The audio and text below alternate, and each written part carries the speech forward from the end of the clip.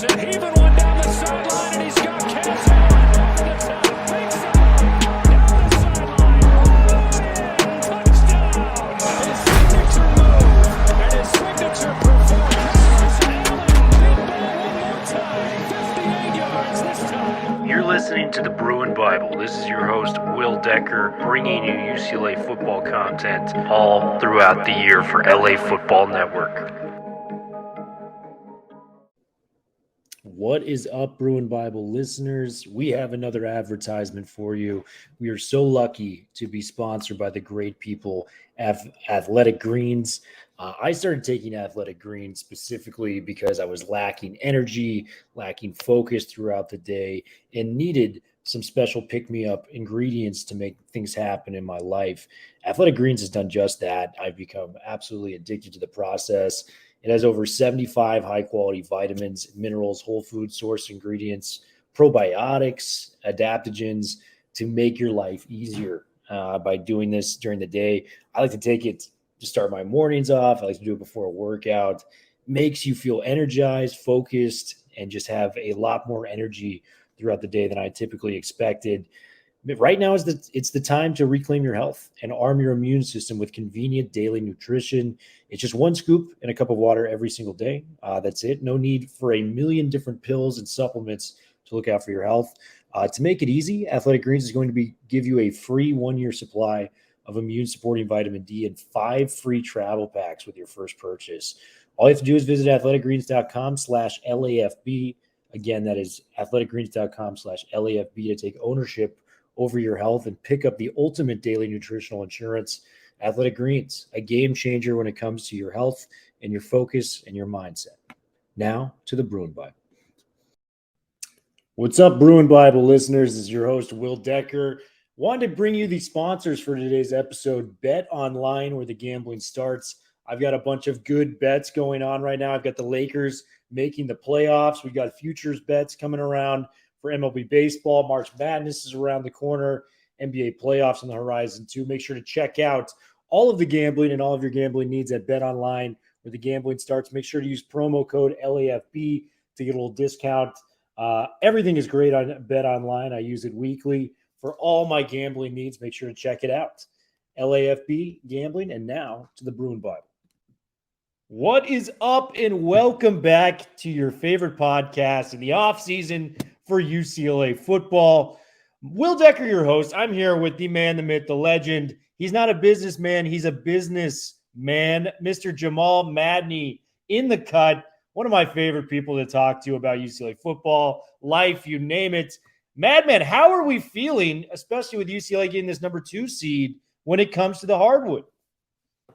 Feeling great, Will, and so great to be on as always. This is home. I've always said that, and you are a brother from another mother. So it's always great to be on, my man, and I'm very excited. Obviously, there was a lot of conversation and consideration of whether UCLA should be a 1 seed, frankly. And, but a 2 in the West, basically in terms of all of the major polls, USA Today, Coaches Poll, as well as some of the deeper analytics polls like Ken Palm and others, UCLA's been a top 2 to 4 team the whole year in the entire country. And so this is a team that is the 5th best odds to win the national title going into the tournament. And this is one of those years where they have a great combination of senior leadership and some younger guys with some NBA type upside. And you put that together and magic could happen. Now they're in the West, so they're going to have their fans travel. The West is a little bit of a group of death this year in the NCAA tournament with the likes of Gonzaga and Kansas. So it should be really fun. But I've got the Bruins going to the Final Four, and I've got my Bruins winning the whole thing. And wouldn't that be so special and inspiring, Will, for the football team to see the basketball team win it all and really as to supercharge their 2023 season? So I'm fired up. The madness is in March, and here we go. Man, it's just a great time to be a UCLA fan. We saw what the soccer team did in the fall this year. Softball was ranked number 1 a couple weeks ago. Still going to have a chance to take the whole thing in softball. Basketball, top 5 odds to, win the entire NCAA basketball tournament. And football is taking a turn for the better.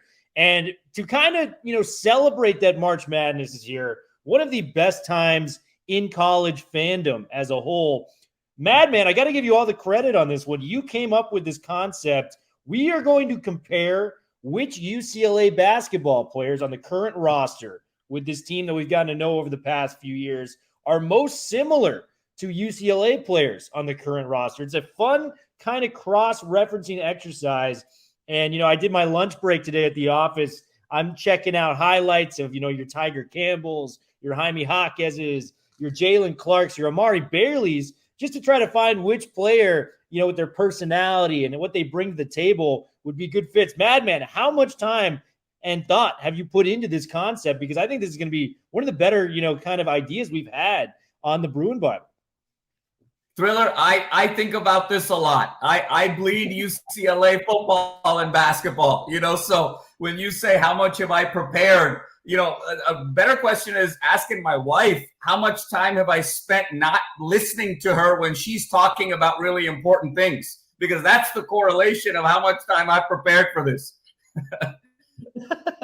Well, we got a fun one to kind of get it into you guys for UCLA fans before the tournament. Make sure you're watching. They're a 2 seed. They're going to be playing UNC Asheville in the death bracket, which is the West. But if you want to be the best, you got to beat the best. We love it with UCLA. We're a competitive bunch. The guy I want to start with, Jaime Jacquez. It's a guy that, I think in the classic college spectrum, he's been one of the, favorites of UCLA fans over his last 3 to 4 years on campus. And just a guy that, you have the classic college basketball player that feels like they've been there for like 6 or 7 years. That's how we feel with Jaime. And it's not, to say that we've, it's because we hated it. We've loved every second of having Jaime on campus. A guy that's in the running for National Player of the Year this year. A guy that's, holds several records for UCLA. This is an interesting one. I've got my take on who I think would be best fit for him at UCLA on the current roster and the construction. But I got to give it over to you, my man. Who is Jaime Jacquez's comparison on the football field for this iteration of UCLA? So, Will, I'm going to ask you a question here before we jump right in, just to solidify the rules. We're talking 2023 football season, right? Or we're not 2022, not the guys that have just graduated, but 2023, the upcoming season. I'll allow it if it is, you can talk yourself through every argument. Is your Jaime Jacquez comparison, is it to somebody that played last year? No. So, Will, for me, I'm going. There's a Jaime Jacquez on the 22 team. There's a Jaime Jacquez on the 23 team. For me, when you say Jaime Jacquez, you talk about the heart and soul of the team. A guy who, like you mentioned, Will, played for 5 years, who loves UCLA, who's had to go through a lot of adversities to get to where he is and become a superstar of this team. He was really thought of as a role player to begin with, a 6th, 7th man type of individual, worked on his game tirelessly to get to where he is, had to climb so many obstacles to get to where he is today, and really epitomizes the values, the true Bruin values of UCLA, of integrity, of honesty, of work ethic, of doing things the right way. And so for me, when you look at that and you look at who's on this upcoming 2023 roster that solidifies that, to me, it's Laiatu Latu. Latu, yes, to me, is the Jacquez of the football team. With everything that Latu has gone through over the course of his career, obviously we've talked about the injuries, not being able to potentially play football ever again, not potentially being able to walk again, and to be able to overcome all of those things and lead the Pac-12 just about in sacks for most of the year, and just have the type of year that he had and the impact on this team. And make no mistake, Laiatu Latu is going to be the heart and soul of this defense next year as the bridge to the Murphy twins and the bridge to the Moasaus and the bridge to the John Vonses and to the secondary. And so to me, Latu is to the football team what Jacquez has been to the basketball team, as the heart, the soul, the spirit, the mascot. And you just root for these guys. When they do well, it's almost like humanity does well. It reinforces your hope in the world, your love for sports, your love for people. And so to me, Jacquez and Latu go hand in hand. No, it's a perfect fit, and great minds think alike, Madman, as that was my pick too. And you look at the age, you look at the fact that Latu is deciding to come back for UCLA like Jacquez did last year. You look at the hardware where Latu has comeback player of the year, and he was in the running for Pac-12 defensive player of the year. Jacquez, likely to be named Pac-12, player of the year, in the running for national player of the year. And just that leadership that age has, on the court and on the field alike. It is such a synonymous, comparison there. And I love it, man. Latu was my pick for Jacquez. So we are 1 for 1 to start this off. Both those guys, man, just ultimate Bruins. We wish them nothing but the best. Jacquez still got some time to go. Latu still got another season at the Rose Bowl. So a lot more fun stuff coming up for both those dudes. The next guy I'm going to take it to.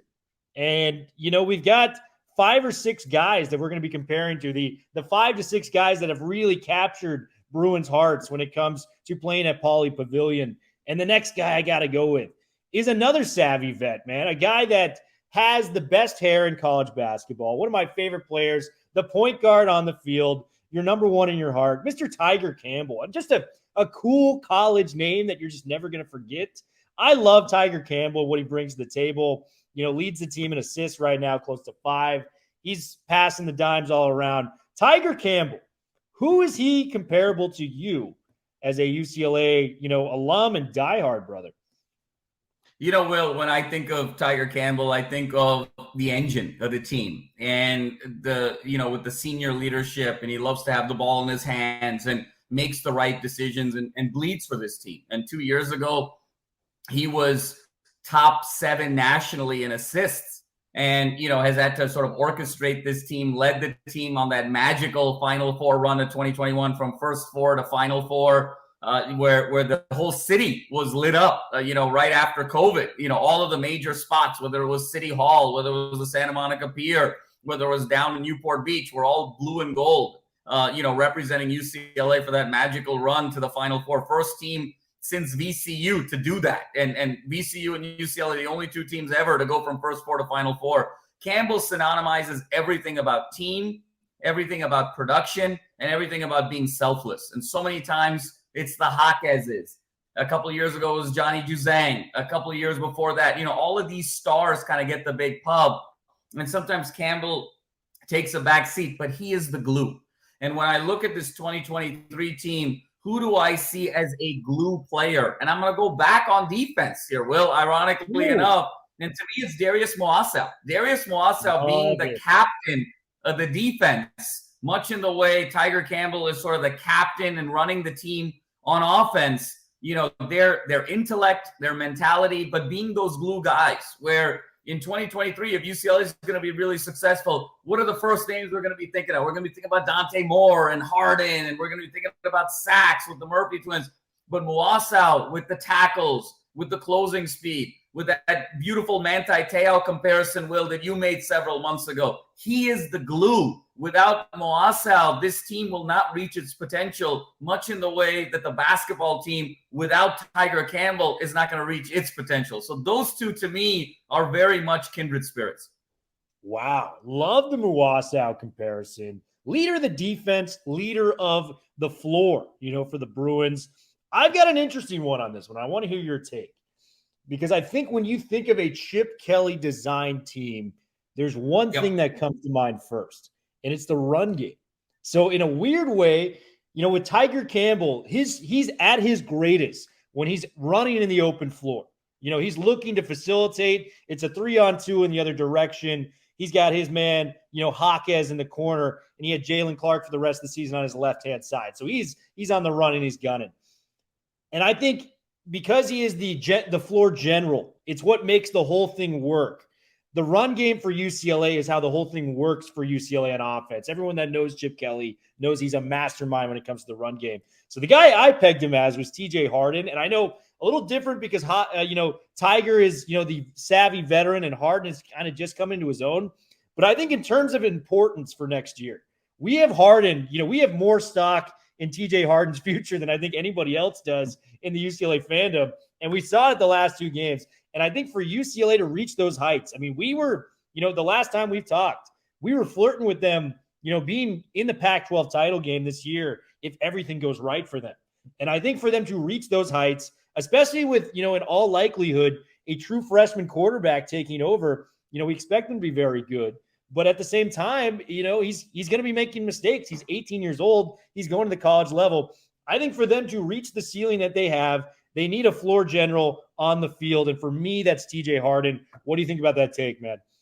I love it, Will. I love it. And I think that's the beauty of this game and exercise that we're playing, because it really sort of zooms in on the things that matter to individual analysts, to individual fans, what really compels them mentally and what really pulls at their heartstrings. And I love the analogy of Tyger Campbell being the glue to the offense. And when you think of a Chip Kelly run offense, the first thing you think of is run game. And obviously, TJ Harden has to be a leading man. And so I love that analogy. And I completely agree with you in the regard that for UCLA to be the double-digit win team that we know they can be, for them to be the team that's in the Pac-12 championship game, threatening for a conference title, threatening for even more moving forward, Harden is going to have to be kind of the bread and butter in terms of the football scheme, the way that Tyger Campbell is the bread and butter for UCLA's offense. Everything sort of begins with Campbell, top of the key, dribbling, surveying the field, assessing the defense, making right decisions,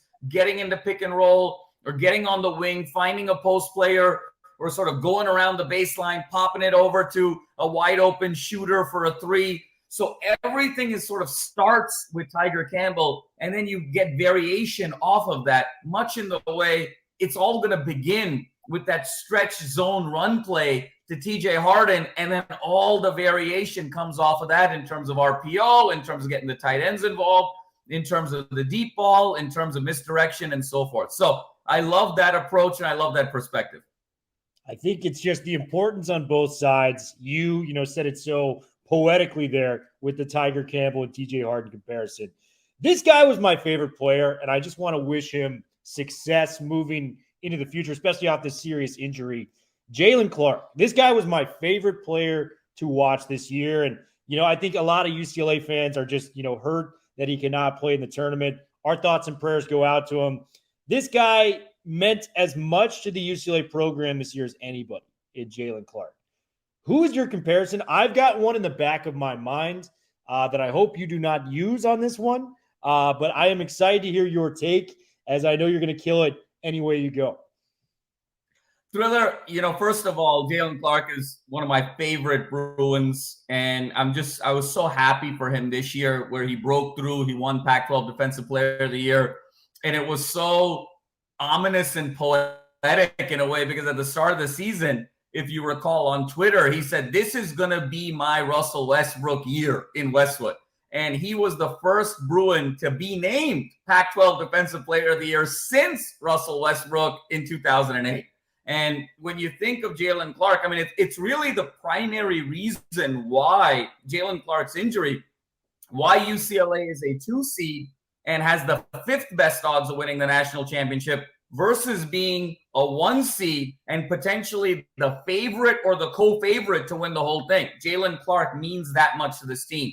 But when you think about Jaylen Clark, besides obviously the values and what he epitomizes and just a great guy to root for, the first thing you think of when you think of Clark is two-way player.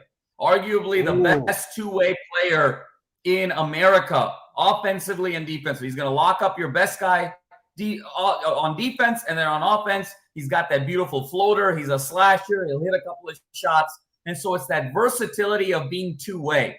And when I think about the football team and I think about a guy who's two-way, I think of John Vaughns. And to me, it's John Vaughns, that hybrid, Will, between being a linebacker and being a safety. We talk so much about John Vaughns being that kind of that Derwin James of UCLA. I'm gonna pop in the box and then I'm gonna go back into coverage.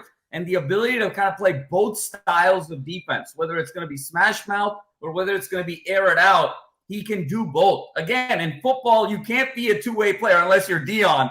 But, this is as close to a two-way player as you can get playing football. And then, by the way, he's two-way at UCLA with the football and with the baseball. I mean, he's absolutely killing it, as you know better than anyone will. He hit some home runs over the weekend against Oregon. So when I think of two-way, Jaylen Clark, that is the essence of the Jaylen Clark brand and what makes him so special. And when I think of two-way on football, that is John Vaughns to me at its essence.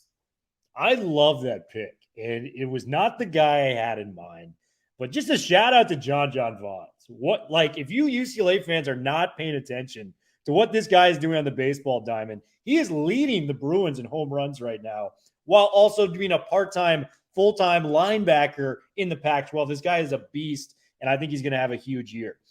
The guy I went with, Madman, for this specific Jaylen Clark is when I see Clark, and I saw him last year as a true freshman. He came in, highly recruited guy, and, he fell in line with Mick Cronin's system where nothing is handed to you. You're going to have to work your ass off. You're going to have to get on the floor, and boy, did he make the most of it. But we saw those flashes, those little flashes last year where it's like, give Clark another year, and this guy's going to be special. And the guy for me, both defensive guys, Jalen Davies, two highly recruited guys. Davies, the first year he's there, 3 interceptions, had, the noticeable pick 6 in the Sun Bowl, made a couple throughout the rest of the season. But when I think of upside, Clark is Pac-12 Defensive Player of the Year.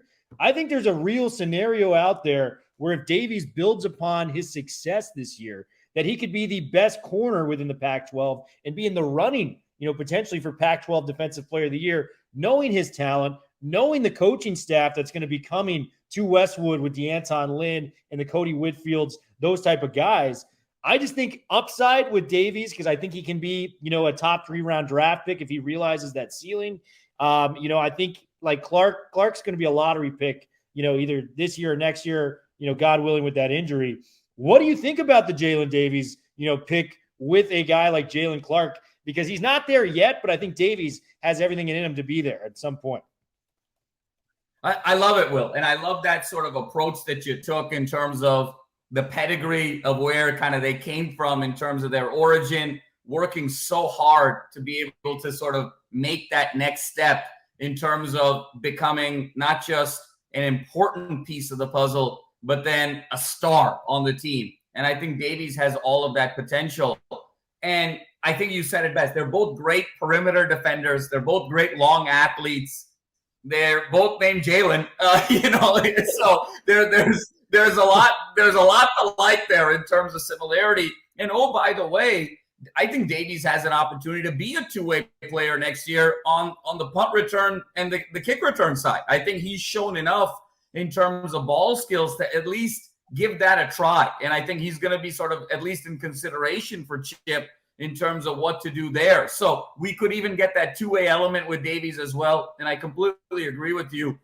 The jump that he will make will be the key difference in one of the major differences in how well this team makes that jump. If you recall last year, UCLA 27-8, very good team, but, fell in the Sweet 16. This year's team is making that jump to go back to the Final Four and want more. And so when you think about the football team being 9-4, kind of flirting with greatness, but not quite, to this team now that's not just going to flirt with greatness, they're going to make out with greatness. They're going to marry greatness. They're going to have kids with greatness. And Jalen Davies could be a huge part of that moving forward. So I love the thread. Love it, man. We are through Jacquez, Campbell, and Clark thus far, UCLA fans. We're off to an excellent start comparing these dudes. We're going to bring it to a guy that I think is pretty obvious, but I do want to allude with this fact because we do love to talk about basketball. Amari Bailey has been kind of if this guy gets it right, if this guy gets an opportunity, watch out. And we saw that on that dunk that was called back in the Pac-12 tournament. Even coming off the bench, I think a large portion of this year, he was 4th in the team in scoring, made some plays. This guy is clearly one of the more talented guys on the roster, if not the most talented with his future there. I think I know who you're going to go with on this one just because of pedigree, like we've talked about in the past. But I do want to say this with Amari Bailey as well. He can have his Carmelo Anthony moment in the tournament if he rises to the occasion, especially without the likes of a Clark. Bona's going to be back, but that's still, he's going to be working back into game shape, I think, a little bit with the, going to the UNC Asheville game. The stage is yours, Amari Bailey. You came to Westwood to make an impact, but I also want to get to the comparison. Amari Bailey, who is your direct, guy on the football field that reminds you of what he brings to the table? So, Thriller, I'm going to throw a curveball, okay? Because I think I know where you're going with it, and I don't want to overstep there. I'm going to just kind of throw a different perspective here. For me, Amari Bailey, and I completely agree with you. I love the Carmelo Anthony comparison. I've been telling friends, colleagues, in saying that if UCLA wins the national championship, my odds-on favorite for most outstanding player is Amari Bailey, because he is the guy that in this style of college basketball, he has something that Jacquez doesn't have, that Tyger Campbell doesn't have, that Singleton doesn't have, and that is the ability to create your own shot off the dribble. That is a very rare skill in the college game, and it's the guys that can do that. That is the separation outside of the physical stuff, outside of, the frame and all the other things you can teach at the NBA level. What you can't really teach is the frame and the ability to get your shot off the dribble, to create your own shot and to create for others. And that's what makes Amari Bailey so special. Now, Amari Bailey has sort of scratched the surface of what he can do. Ooh. And we're saying that, look, if he kind of reaches the peak of what he can do, this is a championship team. And to me, from that angle of the guy who's scratching the surface with the greatest upside, if you look at the UCLA team and say, who has kind of scratched the surface of what they can do? What is this person's ceiling? And if this person gets it right, you're talking about a legit kind of conference championship contender and beyond. And to me, Amari Bailey is Kyle Ford. Kyle Ford for UCLA is that guy who, if he gets it right, we saw it at USC. He was the number 2 receiver, but obviously that was Addison's world. They had Taj Washington. They had all of these other guys. There is nobody quite built like Kyle Ford on this UCLA team, and really in the landscape of college football. Kyle Ford is this incredible pro prospect. Amari Bailey is an incredible pro prospect. Kyle Ford has scratched the surface of what he can do. Amari Bailey has only scratched the surface of what he can do. If Kyle Ford becomes a Drake London-esque player, which he kind of has the ability to do so, UCLA is going to do whatever they want to do through Pac-12 play. And it's the same thing here. If Amari Bailey hits right and he sort of reaches that 18 to 20 a game in the tournament, this is a team that's not only going to the Final Four, but they're threatening to cut down all of the nets. So for that reason, the potential, where the actual is and where the potential can go, to me, Amari Bailey is Kyle Ford. I love that take. And for people that forget, I think Kyle Ford has been in some of the most stacked receiving rooms. Biletnikoff winners, high top 10 picks. This guy has been a little overshadowed by those. But this guy was a very high recruit coming out, similar to what Bailey is.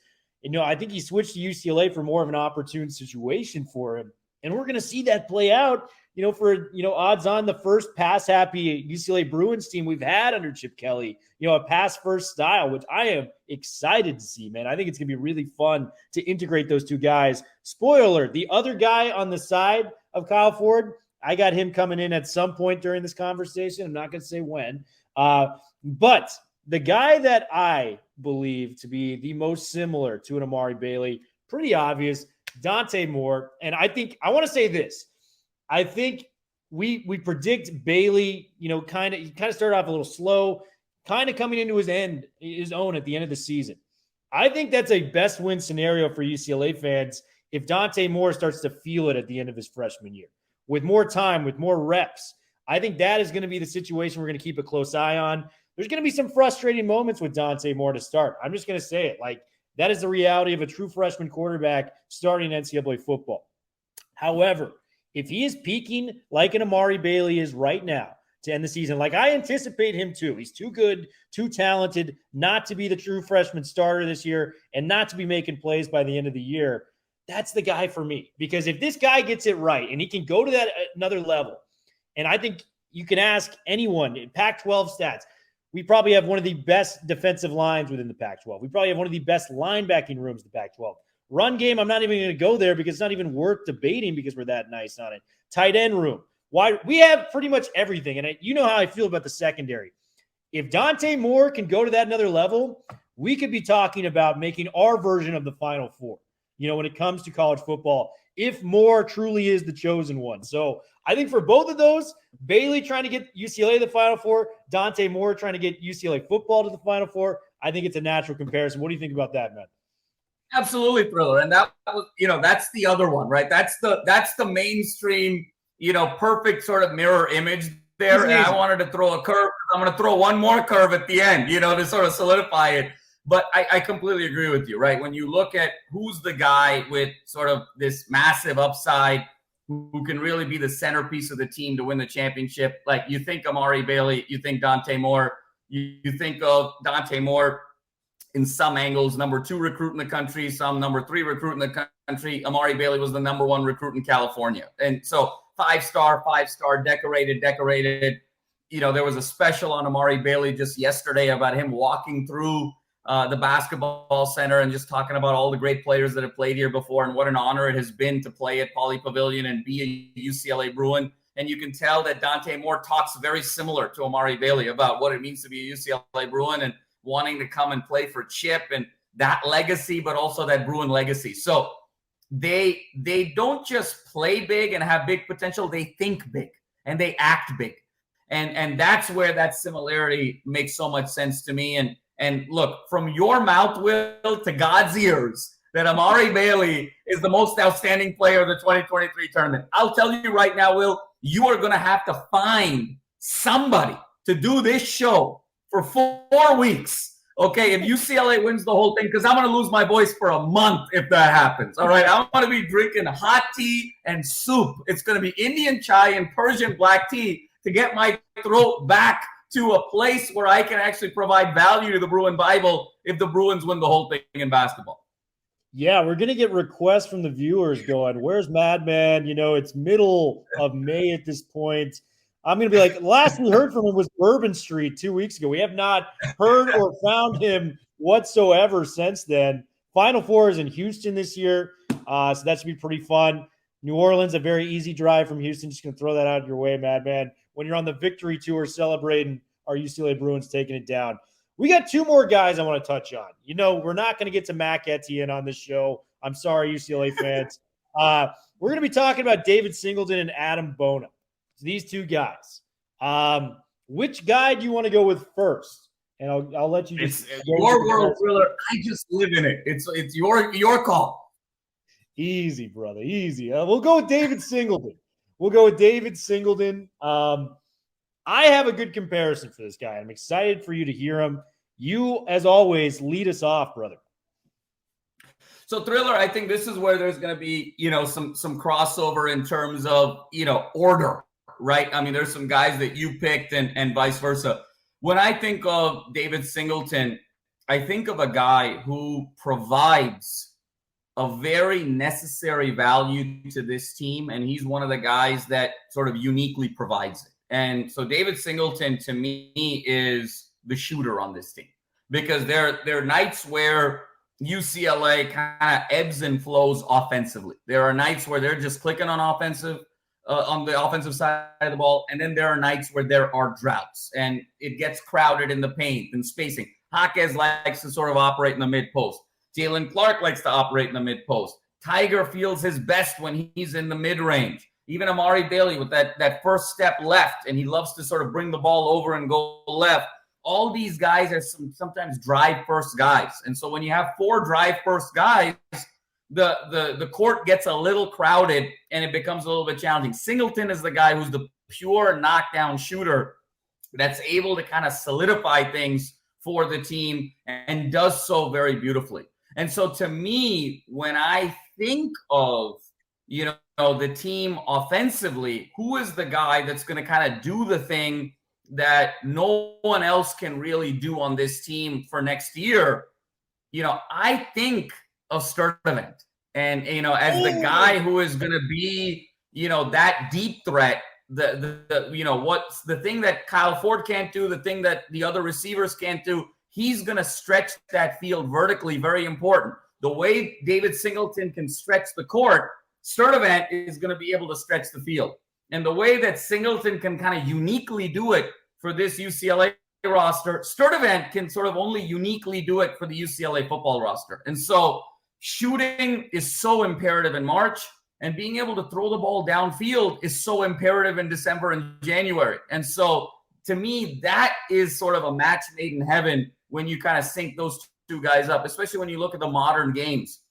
In March Madness, you have to be able to shoot down the stretch of games, be able to stretch those teams out that play these great zone defenses. And obviously in college football, especially in this version of the Pac-12 with these great quarterbacks, you have to be able to throw the ball down the field to be able to get chunk plays to sort of stay on schedule on the scoreboard. So to me, Singleton is Sturdivant. Sturdivant is Singleton.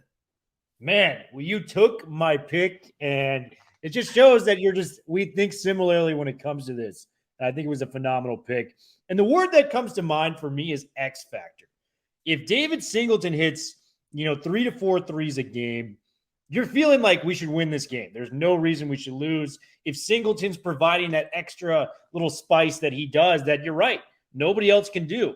He is shooting an astounding 43% from 3 this year. And in comparison, the next closest guy with enough reps to qualify is actually Amari Bailey at 35. That is a huge gap. Like, they need Singleton's threes, especially in March. And just that big play. The 3 ball is a big play in basketball. It's the most points you can get on a single shot when it comes to that game. And I think with Sturdivant, that speed, man, he's the X factor for UCLA coming into next year. We saw what he was able to do with Cal. And if he can just have those 3 to 4 big plays, maybe similar to what Bobo did on third downs last year in big situations, that's the X factor. That's what it takes to win these tight, lip ball games. It could come down to just a broken play where Sturdivant goes for 60 yards. And that's the difference of the game. Like, that's how close it can be against these Utahs, these USCs, these different, situations.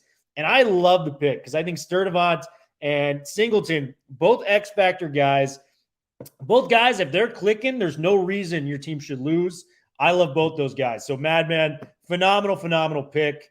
And that brings us into our last guy, Bona, a guy that came out of nowhere this year, 1.7 blocks a game as the big man. He has really been just a fan favorite this year, from him kind of coming out of nowhere and making a big splash for UCLA's roster.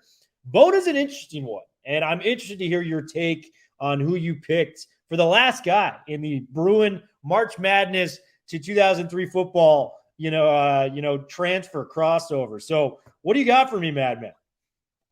So, Thriller, this one, I'm going to throw a real curveball to you, and it may shock you. But, when you look at this UCLA team, and I follow UCLA basketball as religiously as I follow UCLA football, when you talk about who is the most valuable player on the UCLA basketball team, to me, without question, it is Adem Bona. Adem Bona gives this team a dimension that takes them from a very good Sweet 16 type of team to a team that can win it all. And that was sort of a testament even to the fan base. As much as I love Jaylen Clark, and I love Jaylen Clark more than anyone, when Jaylen Clark got hurt, we were devastated. But then when you stopped and thought about it and said, you know what? If Singleton and Dylan Andrews play by committee the way they're capable of playing, we can sort of offset Jaylen Clark. You cannot offset Adem Bona. Adem Bona is an absolute physical freak. He is a terror. The way he clogs up the middle, the way he rebounds, the way he defends, the way he blocks shots, the way he is an anchor in the middle, he changes the whole geometry of the game for UCLA. And it's the reason why this team, everyone is so excited about this team, even more than the Howland 2006 to 2008 UCLA teams, because those teams, as great as they were, even with Love and Westbrook, they ran into Greg Oden at Ohio State. They ran into Joakim Noah at Florida. And those were always the teams that sort of knocked UCLA out. 2 of the 3 years that we were in the Final Four, knocked out against Florida because we had no answer for Noah, and then to a certain extent, Al Horford.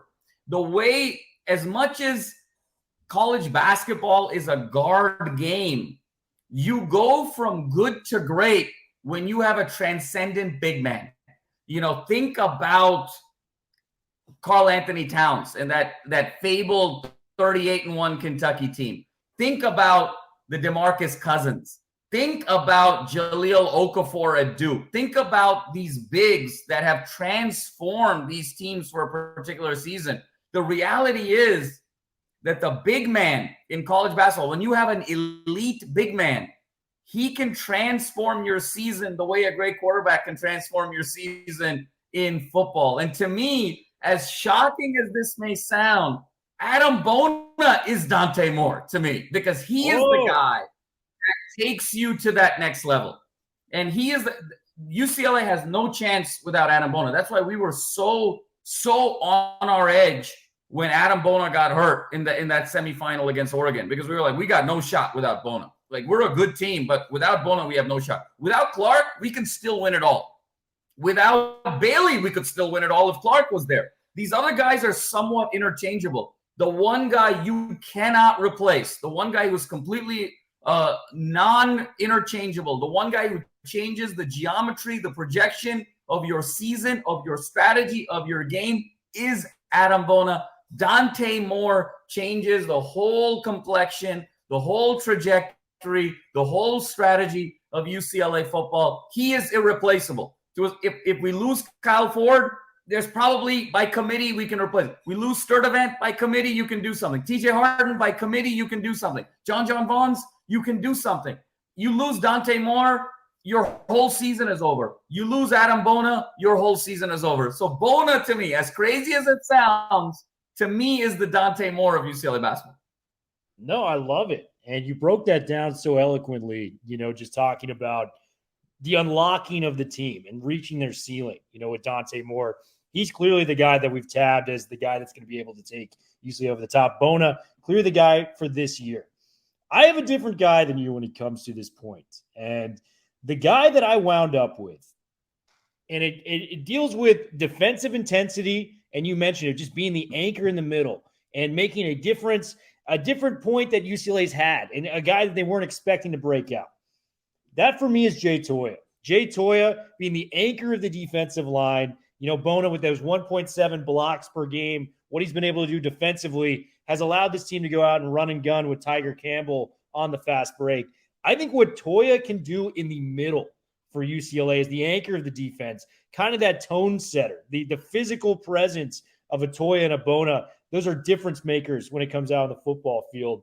And we saw it. We saw the tip of the iceberg with Toia in the Sun Bowl, those 3 tackles for a loss, those 12 total tackles.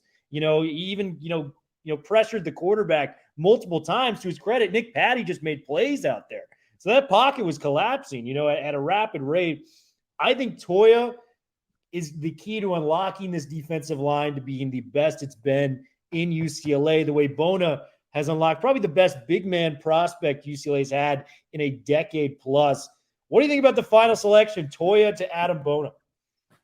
I love it, Will. I love it because, mine was more symbolic and yours was more game style. And that's what I love about this exercise. And I completely agree with you. When you look at it from the lens of game style and you look at who is the anchor in the middle, who is going to sort of solidify another team not making a run. There's a run in basketball and there's a run in football. And who is your run stopper? In many ways, that is what Adem Bona is in basketball, and that's absolutely what Jay Toia is in football. When you talk about who's in the middle, who has got the size, who is imposing, who is intimidating, and who gets after it, and who's nasty, that is Jay Toia, and that is Adem Bona. So when you look at game styles, and in terms of kind of getting that toughness and that physicality as a team, that's what these guys do both so beautifully. And in that regard, I mean, you nailed it completely in terms of game styles. I absolutely love the comparison.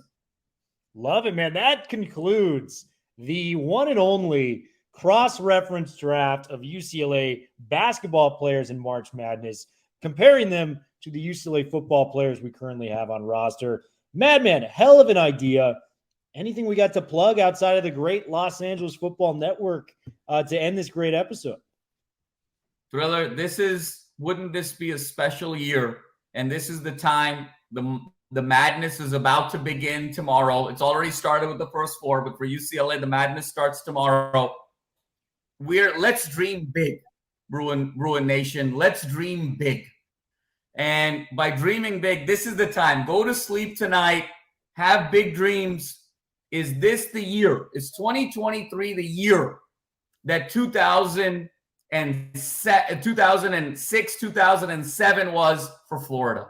When Florida was able to win the national championship in football and basketball, why can't 2023 year be the year for UCLA to do both? Win the national championship in basketball and football. In the words of the great Russell Westbrook, former UCLA great, why not us? Why not me? Why not? Let's go make it happen. Let's dream big. And step one is the madness here in March. And then let's get ready for an incredible fall. Why not us, Bruin Nation? Thank you for tuning in. Make sure you're liking and subscribing our UCLA YouTube channel. Make sure you're following all the good stuff we got going on at the LA Football Network. We got great stuff coming around. Don't go anywhere. We'll be back later this week. Bruin Bible, we are officially